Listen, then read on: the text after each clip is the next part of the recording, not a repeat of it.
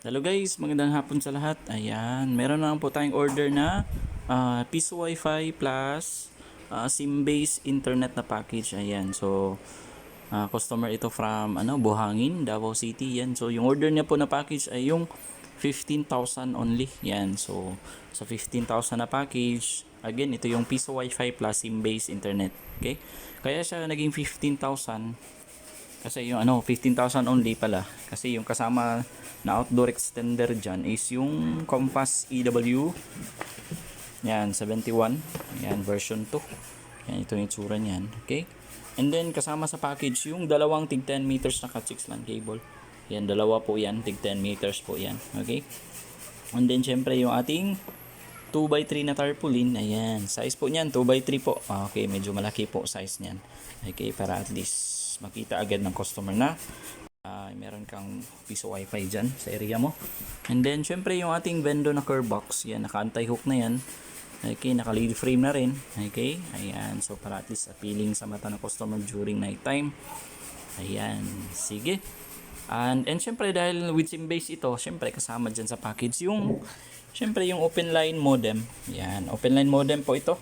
Meaning pwede nyo po saksakan kahit na anong SIM.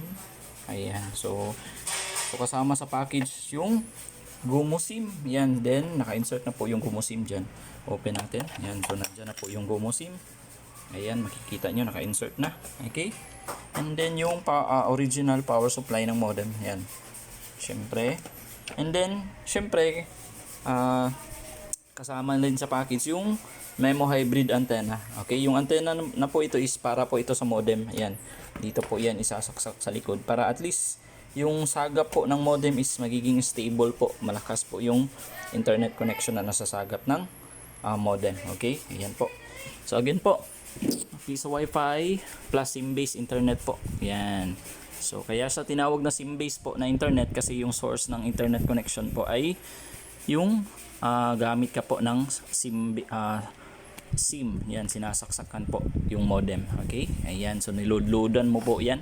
So meron din po itong unlimited internet na good for 30 days po. Ayan. So sige, try natin mag-connect diyan sa sa outdoor extender ng customer natin. Okay? Punta tayo sa isang phone. Ayan, so yung gusto niya ipangalan dyan is yung Emerson Piso Wi-Fi. Ayan, connect tayo dyan sa Emerson Piso Wi-Fi. Ayan, so a few seconds, syempre magpa-pop up yan sa customer portal. Okay, click natin yung vendor rates. Ayan, okay. Ayan, so yan yung default rates pala. Ayan, so pwede mo yung baguhin sa admin panel mismo ng vendor. Ayan, so and may tutorial ako kung paano yan baguhin. Okay. Yan, so kung maghuhulog na tayo ng coins, click natin yung insert coin button sa portal. Kasi kapag hindi nila kiniklik yung insert coin, din maghuhulog sila automatically. So hindi yan tatanggapin ng coin slot. Yan, so makikita nyo.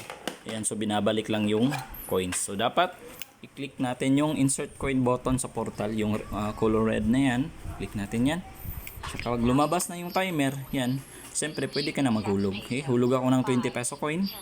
Ayan, 20 peso coin na bago. Ayan, yung 10 peso coin, yan, na bago. And then yung lumang 10 peso coin, ayan. And then yung bagong 5 peso coin na nonagon, ayan, hulog ko na. Yung bagong 5 peso coin na circle, ayan. And then yung lumang 5 peso coin yan, so makikita nyo. Okay, hulog natin. Ayan, and then syempre yung dalawang bago at saka lumang 1 peso coin, so dapat 57 yan. Okay, hulog na natin. Ayan.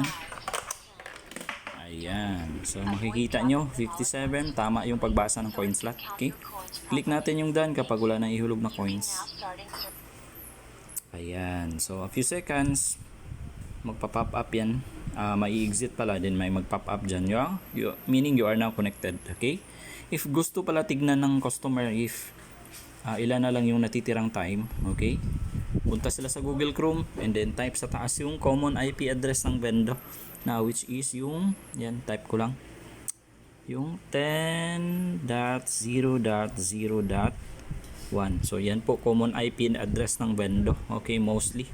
Yan, and then click natin yung go ba dyan or yung color blue na dyan sa ano, sa keyboard nyo. Ayan, so syempre makikita dyan yung status. Ayan, sige.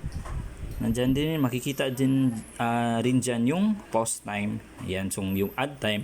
Kung gusto mo mag-add, if malapit na matapos yung oras mo and then gusto mo mag-add, yan, punta ka lang dyan sa, type mo lang yun, yung 10.0.0.1 sa Google Chrome. Okay?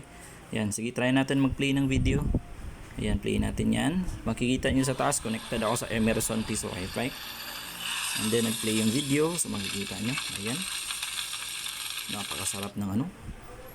Yung lechon belly. Ayan. Play ulit tayo ng isa. Ito lang. Okay. Play ulit tayo ng isa. Ayan, play natin yan. Ayan. Mga bilatan. Ang mo manigali magmarinate sa sari-sari ang karne. Wala lang. Kita. Okay, so makikita nyo, nag-play yung video and then connected tayo sa Emerson Piso Wi-Fi. Meaning, gumagana po yung vendor natin. Okay, wala pong problema. Ayan. So again po, ready na po ito for delivery and sit up bukas in Buhangin, Davao City. Yan. So yung order niya po again is yung Piso Wi-Fi 15,000 na package, yung Piso Wi-Fi plus SIM-based internet. Yan. So ito yung Wi-Fi vendor, Piso Wi-Fi plus SIM-based internet. Ayan. So kung gusto niyo po pala mag-inquire regarding sa mga ganitong package, ayan po. Kindly contact nyo lang po sa page. Yan. Feel free to contact po.